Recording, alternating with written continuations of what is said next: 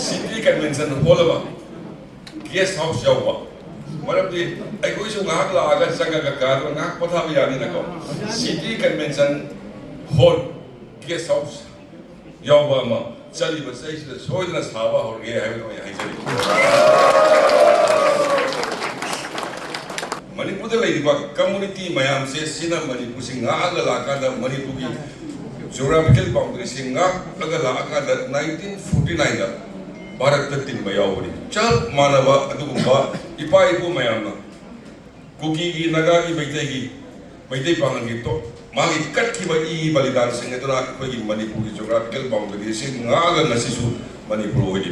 She say, using Ahungi Mayasura. Political history. Talk river conflict. Some talk something no, I think is the dialysis patient or no Syrian. Can't go with the Kudak dialysis center of Hansi Haidagi, Commissioner responsible for Ganda, Nasidaga Hano. Nimsa Kibian Aduga, I put a Laguna Honorable MLSC Aduga. Tohan department ki bagi kasi di function sida yaula piliba sarkar ke official sing doga Kangpupi district ki Thaupupi diba CSO ki leader sing amadi ngasi ki function sida lengbide iba isali se yamba inaw sa pura motu ikai ko na chari roina Sagi Impal lagi lakba journalism suyam yaw male Kangpupi pawe adi tu yara bro dah di journalist yara bro yara okay hai pada aina thamjening basi the history of Manipur say Lising ahum yemaya suraba adumba history leba Manipur. Maning maka tam na lenan badu tuan ba tangka kaya ada Burma ga lanteng na ba chahi tare Burma na Manipur chung person ba Manipur da khundari ba community khudin magna pullaga Kukina Nagana Maitina punna awabu British bu sorry Burmese singbu Manipur की तांतों की मणिपुर का लगा लाही लोगों मणिपुर की geographical boundary सी कनामत रस्से मरते मणिपुर के खुंडारी बा मणिपुर के लाइट बा community मयाम से सीना मणिपुर सिंगा अगला का द मणिपुर की geographical boundary सिंगा अगला का द 1949 दा भारत तीन मयावरी चल मानवा अदुगुम्बा इपाइपु मयाम ना Kuki Nagagi Maitei Pangito, Magi Katki Balidan Singatona, Kogi Manipur geographical boundary, Sing Naga Nasisu, Manipur. She say, using Ahungi Mayasura, political history. Adu Kanakana Kumbuki Mode, Kinaba Lakadaki, Praja Singda, Chaman of Paul Laganda, Praja Singda, Wakal Tahandrakanda. I call him a Sedi Marakta, Kaibum Tava, Amana Lucidaba, Amana Yaning Daba, see him, say listen Ahungi Puari, Europasi Tanka Kaya, Krakade into it. Hello, Aina comes in it. Tokiwa conflict Kayadu, Madam Sana solution like Second World War. Japan atom bomb thade me laktas adu one day or other day phaminar ka na table la phaminar ga nushina loshana la lepi aikoina Manipur si chaukat pa Manipur ma bahen se hai bata raga di punna khundari ba jati punna mak nusi chana na leina ba amana abu thaja ba amana agi mateng pangna ba I call it Manipur Nusiba Changi Simai Hanan comes in it. Manipur Nusiba is a Maitei Nagana Nagagi Kuki the Kuki, Maiti Pangal, the Maiti Pankan, macet Wakan Tapata, Manipur kamai sabat kani. Matam amada Manipuri haiba wahai si Maitai ko na boy ni Maitai ki nahasing so koi Manipuri nate Maitai ni hai. Kuki na so Manipuri yate Naga na so Manipuri yate kamai ka unai koi sagat kani Manipuri apun basatam si. So first of all, I go si Indian ni.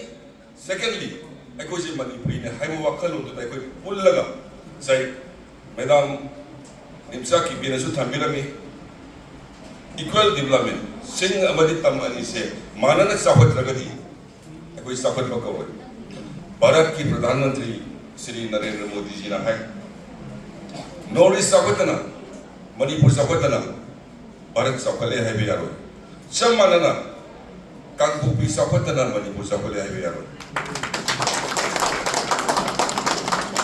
Swaisida samna ngasi dialysis ki center masa amuka hangwa ho itu Kangbupi da leba dialysis patient masing du yenga kanda konaga do masing du koi home department na maruina home commissioner koi chen jarka na koi wa masa amuka swai to na thok riba conflict sina Sangkok Changjin Nuai Ting is the dialysis patient who knows Sirani, Kangbupi the Kudak the dialysis center of Hangsi Haibagi, Commissioner response to Lord Ganda, Nasi the Hango.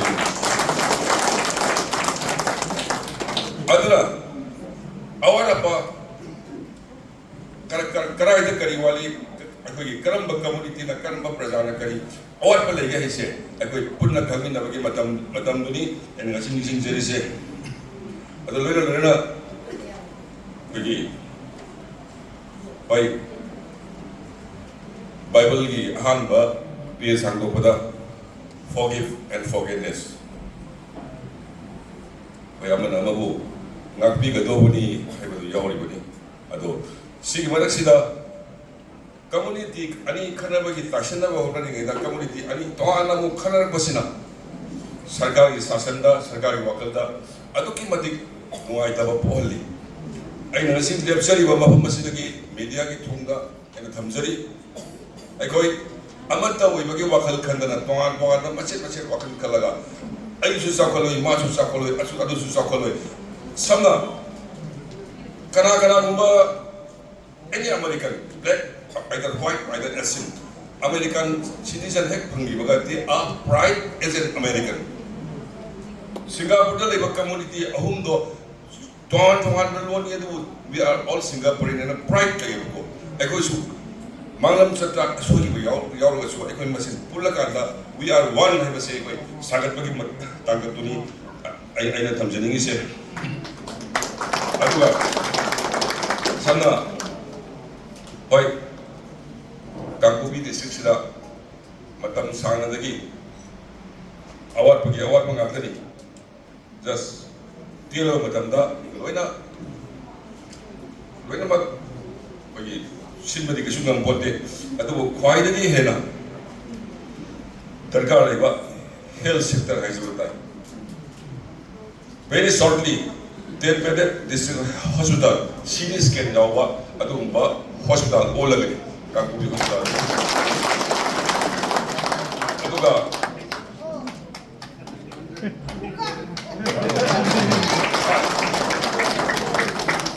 Zero masing kaure. 100-bedded district hospital, all agadi. With CT scan installation to all agana. Si madek kubak kubak tang wale kakera pujal orang tang. Aduri matanda. Motunga madi di Waishongda. BIC की construction अथुब मतमदा होरगनी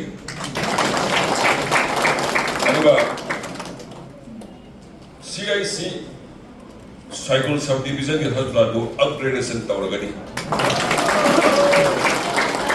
अलो याम तो इना बीना phone तौरगे हाय बनी वो एक कोई मिसुला को याद रहे इंजीनियर जो थारक पर कोई थारक को याद रहे एक कोई सीधा ले दिवा कोई During Singda Flat Hoka damage होने चट पे यार मैम से हमसे यंग जिन so construction of major returning wall is part of the flood control project so इधर तब लोग नहीं अदुगा district अमल वैसे अखोई की मणिपुर से सानबगी पावर हाउस लमने कांगबोबी डिस्ट्रिक्ट सिदा कोई पिक्रम फुटबॉल ग्राउंड लेना सानबगी कोई अगांगी मपुंग फाब यारोय मसी करंब मवंग स्पोर्ट्स की कनो से कोई इंफ्रास्ट्रक्चर से डेवलप तौमिनसी तौसी हैबसे सिमदि कितन मुन्न खनरगा करी करी इवेंट चानगनी अदि मसी लम हैबम जु संगी कराइना कमाइना डेवलप तौसिगे हैबदुमदि ऑनरेबल एमएलए अनिगा ऑनरेबल डिप्यूटी सीएम गा आई इसायो तानजरकांदा मदु स्पोर्ट्स की सेंसिटिव होइबनिना यामना मफम चाब जगादा मदु लिखना बफना मिदसी हैबसि मै मनजगा असाई अकोगी पू ऑनरेबल एमएलए ना थमिरबदो सिदा लेप फम चंदना मैम लेपे मपान मखा मरमदी कांगबोबी डिस्ट्रिक्ट की ख्वाई चाव हॉल से माले हॉल से खितंग चाव होटल हॉल चाव डिस्ट्रिक्ट की hall मानद्रे अदुना ngasai koi puna so hai bila mi aduga pi nimsa ki kena so phone dam toina harak pane aduna koi city convention hall ama with kai ko city convention hall ama guest house jawa maram di ai koi so ngak la aga sanga ka ngak potha bi yani na ko city convention hall guest house jawa ama चली बस ऐसे सोचना सावा हो गया है वो यहाँ चली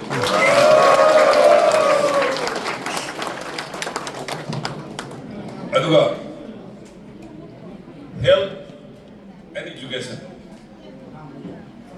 क्वाइटगी ऐको के सोसाइटी से ऐको न चेत ना मुन्ना ये तो बस health and education से सबका उसी का भाई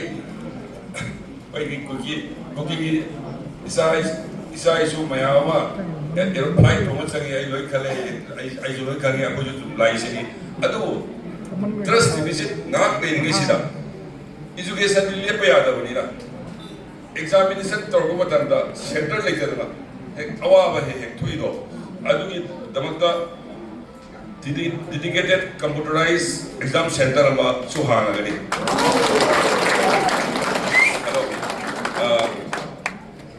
अतः हंगनिंग यम नहीं अमुक pull-up हाइजलोगा ngamudu sokudi ngamgado bodo adukatang hairamaga da ai loisenjage